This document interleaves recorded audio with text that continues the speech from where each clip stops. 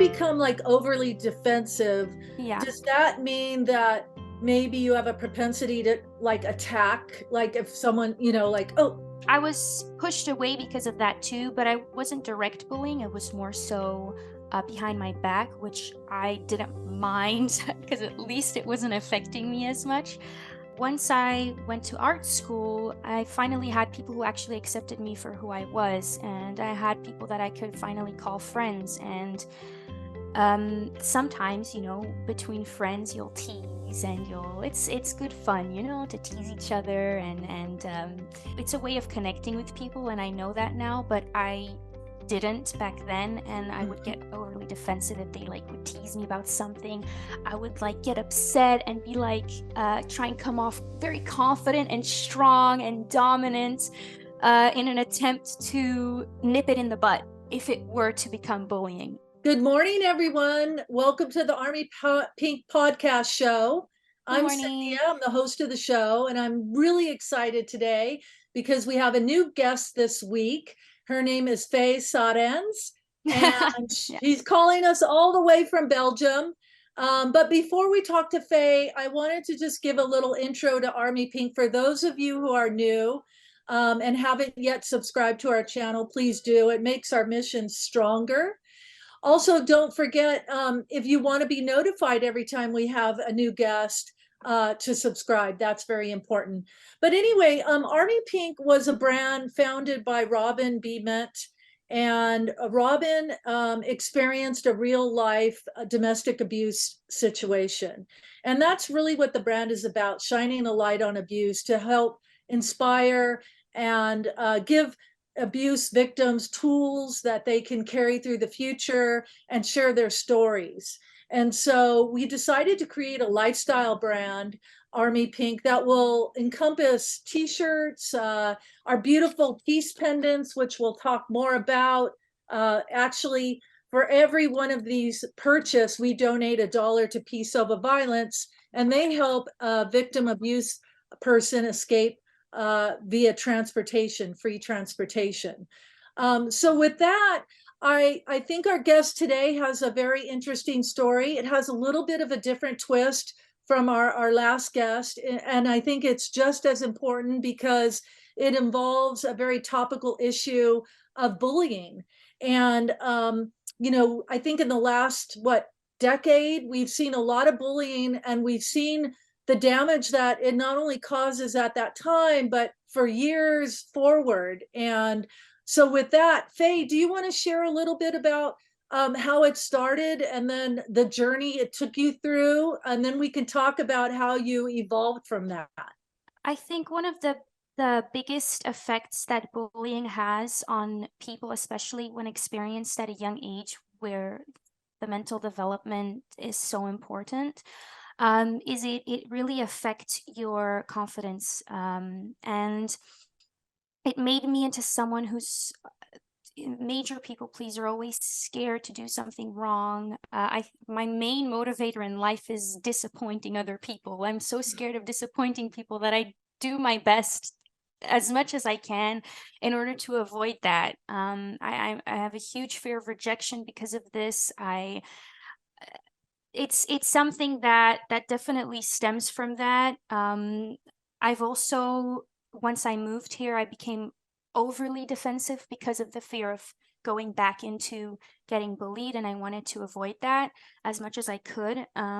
It's just So having, when you become like overly defensive, yeah. does that mean that maybe you have a propensity to like attack, like if someone, like, oh, I you're wouldn't on the defense. say I wouldn't say attack. I'm not someone who will go and attack somebody back if they try and attack me. I think it's really just how it sounds. I get defensive. Ah, this is my cat, Alpa. Sorry, he came to say hi.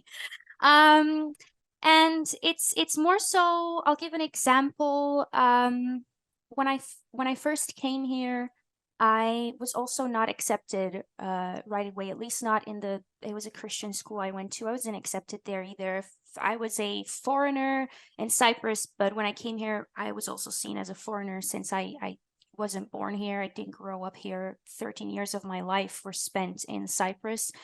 Um, So I was pushed away because of that too, but I wasn't direct bullying. It was more so behind my back, which I didn't mind because at least it wasn't affecting me as much. But once I went to art school, I finally had people who actually accepted me for who I was, and I had people that I could finally call friends. And sometimes, you know, between friends, you'll tease and it's good fun, you know, to tease each other, and um, it shows it's a way of connecting with people, and I know that now, but I didn't back then, and I would Mhm. get overly defensive if they like would tease me about something. I would like get upset and be like try and come off very confident and strong and dominant in an attempt to nip it in the butt if it were to become bullying. And they explained to And me like, protect yourself, I would yes, imagine too, exactly, right? It's like exactly. a I had my protection walls mechanism. up. Yeah. Yeah. And they explained to me like, Fee, it's okay. We're just teasing with you. You don't have to take it so seriously. It's just a joke. And then I realized in that moment how much what the counter effect was of this bullying. So I think it's good that I became more defensive, but I really needed to balance that out. Mhm. And the only way that you can really learn to do that is to be in a healthy environment with people that care about you, and that have your best interest in mind. Because I always thought that everybody had my worst interest in mind, because I also have a tendency of over explaining and getting Mhm. into very fine details about something because I'm scared that if I don't, that they're going to twist my words and use them against me. And this is also something that stems from that. Yeah, and what I found was interesting is the length of time that this kind of lingered. I mean, I think you said that this started in daycare, correct? It did. But that was disconnected. It was just also bullying, but by other people. After kindergarten, I would go to daycare, and there was this one boy that was older than me, taller than me, bigger than me, um, who would bully me a lot, and even convinced the only friend that I had there to dump me at some point. I would think there might have been some things that lingered on that caused issues with you in the future. I mean, we talked about maybe the self-confidence with your presentations, and you know, Yes, it sounds like you got over that and you're very successful now.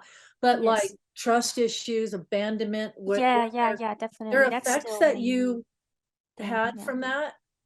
I think it's also the abandonment issues comes not only from the bullying, but also from the fact that I have been abandoned a lot. And um it always made me feel like nothing ever lasts. I have this very toxic mentality of I feel like I can't allow myself to be happy. Um Mhm. and that's also, you know, because I every time I was happy, it somehow came crashing down.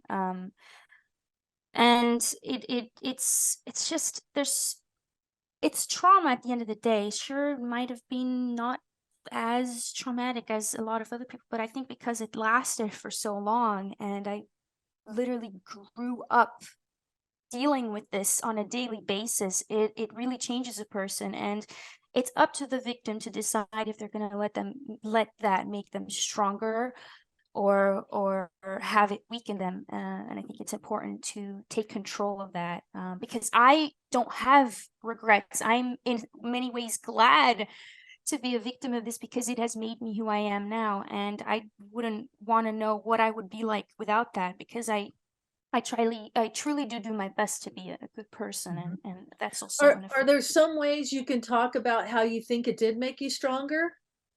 Yes, of course. I I I noticed that you kind of learn from other people's mistakes by that.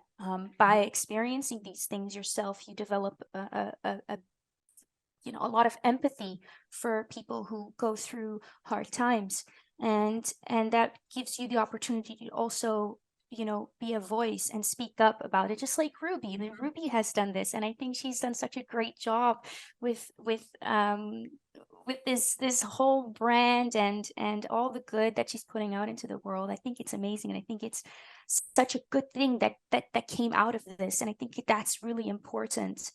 Um, so Mhm. I would say just like try and take control of your past just as much Mhm. as your future. Yeah.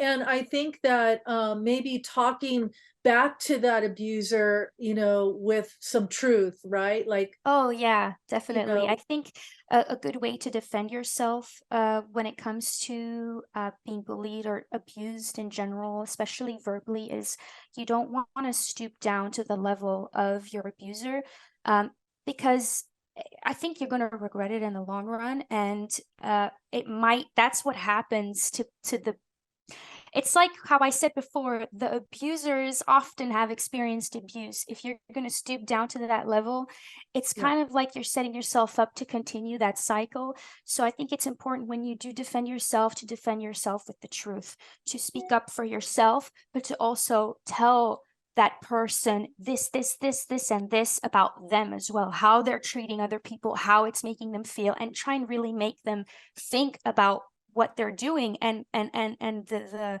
impression they're leaving behind in the world, and do they really want to be remembered in that way? I don't think anybody would want that. Mhm.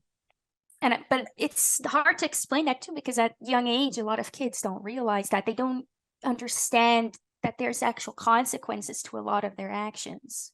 And I think, taking that first step, as scary as it may be, to kind of approach them with that hard truth is really key, even if you Definitely. have to fake the confidence, right? Like, Yes, yes, I think it's very important, because a lot of people think that I'm confident or come off confident, but I am not at all confident. It's something that you just, yeah, you fake it until it becomes true. And I have become a lot more confident than I used to be, but I'm still not there. Definitely not. There's always going to be areas in your life where you have more confidence or less confidence. But if you can come off confident to other people, it's like the way that they will interact with you will make you feel more confident as well, because they will have more respect for you, and you will notice that if you start talking with less confidence, you might get talked down upon, and people will yeah. weaponize It's that. like taking the power back. Exactly, and that's like one of the most important things I feel like when it comes to um, experiencing abuse, is that you are going through such a hard time, Mhm. and in people who experience abuse are out of control, like they feel like they don't have control over their life. They let others dictate that, and that's not their fault. But the first step is trying to take back control, even if it's just a little bit, Mhm. but doing Mhm. it in the right way. Because, as I said before, the victims of abuse who end up abusing in the future, they think that they can take back control by treating others in the same way that they've been treated, Mhm. and that's just not the way to do it. So No, it's important to stay kind and but strong. be good and be strong and have your best interest in mind, and sometimes it's important to put yourself first too, although I still have to learn that as well. Yeah, yeah. When we talked earlier, there was something you said that really kind of stuck with me, and you said, a big tool is say something, do something. Uh, Yeah. which can you elaborate a little bit? Like, is that mean as soon as you're being confronted by this abuse or this bully, say something right there and then act on it and don't let it fester and continue on? Yeah. Yeah, exactly. I think the thing is, some of the advice that was given to me by my parents at the time was just ignore them and eventually they'll stop, because they crave attention and they crave a Mhm. reaction out of you, which is true. But there comes a point where you need to decide for yourself, enough is enough. And waiting too long to do that can end up with you being, continuously abused. So um, once, if it's just small stuff, those Mhm. small things, you can ignore them. But when it starts to get really serious and it takes so long for something to happen, say something, speak up, stand up for yourself. And I wish I did this sooner, because the two times there was only two times in the 8 years that I stood up for myself, and only in those two times did they shut up for just a little bit. They stopped for a bit. And I wish I realized back then that if I did that more, maybe I didn't have to go through that so much. I don't know what's going on with you at home. I'm sure you're going through something. But this, you don't treat people like this. What you're doing is bad, and you're hurting others, and it's going to have bad effects in the long run. Something along those lines. Just be smart Mhm. about it, be mature about it. Yeah, someone said, you know, if you really want to be heard, sometimes if you whisper, you get more like, Yes, what are yes, they saying? yes, yes. I was told this by my mom, that sometimes when because she used to be a manager, and if there were clients who were trying to shout and be rude and dehumanize, really, you know how some people can be dehumanized, people who, serve you and stuff. She said she would talk very quietly and very friendly, and it would bring the person down to listen carefully, because otherwise they can't understand you, and they would calm down too. So though that is definitely a surefire tactic that you can use. And it's something that was advised to me too for future clients that I might have that might be difficult. Tell us a little bit about how we connected with you. I think it's interesting how what, you know, compelled you to be, you know, more forefront with this when you got the Army Pink pendant. Well, Ruby had reached out to me, and she wanted to collaborate because she thought that the aesthetic of this very beautiful and cute pendant fit the aesthetic of my Instagram page, which is as all about my setup. It's very girly, and this fit with that. So, we got to talking, and she told me her story, and I've was very impressed with how she dealt with all this, and it really touched me what she said and everything that she's been through, and I'm so proud of her to have been able to triumph out of this. And I shared my story, and it kind of went from there. Mhm. I was also very touched just generally by the message of this pendant, and the good that it's doing, and contributing to helping, victims of bullying find an escape. And it also compelled me to share a picture where I showed my face for the first time to Yeah, which people. is huge. Yeah. It's not like I was purposefully hiding it, yes, but I I thought, it's nice to see a face of what's behind, what you might be seeing on a daily basis. And I thought that this was the perfect opportunity to show it, because I'm proud to be a part of the Army Pink community, um and I want to show my face for that. And I think people deserve to know this face also experienced some Because bad mostly things, your site, your social media is about gaming and the games Yeah, that you like and the games that you play.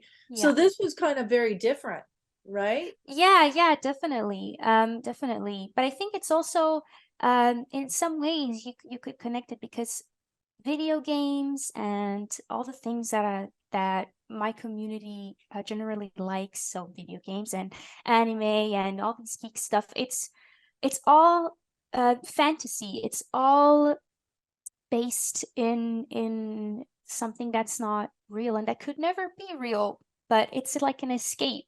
And Hmm. um, that's something that a lot of victims look for when they are stuck in a certain place, and they find all these interests to escape through.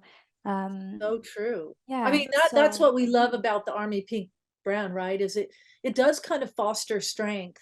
And the yes, more that we have people like you sharing your real life stories, I think people can connect with that yeah, and give them empowerment. yeah. So it's very powerful that way. Yeah, definitely. I'm very proud of it too. I really like it, and it's so cute too. So it's not like something that you wear because you want to support, but it actually looks good too. So I think that's really nice as well, and it pushes people to, contribute even more. So I think that's great. Yeah. Well, I thank you so much for being a guest and talking about bullying because, like I said, a lot of the focus has been more like domestic abuse, but Yeah, bullying has been such a problem for decades. But we're yeah, shining a light on that too because it's so sad what it can do to kids at an early age and how it can definitely. affect them throughout their life and affect their career and their Definitely, relationships. yes. It really rocks the whole foundation at an early age. Exactly, because it happens at an early age. It's such an important time during your life that is just screwed up by mean kids, and it's so unfortunate. Um, but it's important to take control of that and to stand up for yourself and to really just do something about it because doing nothing is not going to fix anything. Right. Definitely very important. Find your place in the world or put someone in its place. And I think that's it's not up to someone to put you in their place. It's up to you to put yourself in your own place and decide for yourself who you want to be. So Absolutely. Well be said. careful for the hidden bullying. That's also very important. Yeah, that is true. And it could come without you really knowing it, Yes, slowly and building and exactly, exactly. That's the most manipulative kind. right. You want to be cognizant of that. Very. Well, again, thank you. We'll wrap up here, and Yeah. I appreciate all the insights you've given us. And for those who want to hear more real life stories, be sure to subscribe to our channel, Army Pink. You can also visit our website, armypink.com. And again, we're a brand with a mission to give back and to shine a light on abuse. So this is Yes. Cynthia Modders signing off. Thank you, everyone. Bye. Bye bye. You are like, well, oh, I'm doing something wrong here. What am I doing wrong? What could I do better? And also, I think you told me you are living a pretty glamorous life. I was even yelled at oftentimes by him for spending over $200 at the grocery store. And that's a normal thing when you're feeding a household for a couple of weeks, especially in this day and age with the economy the way it is. Well, if I change my behaviors, if I do better, this life, looking out into the future could be pretty awesome.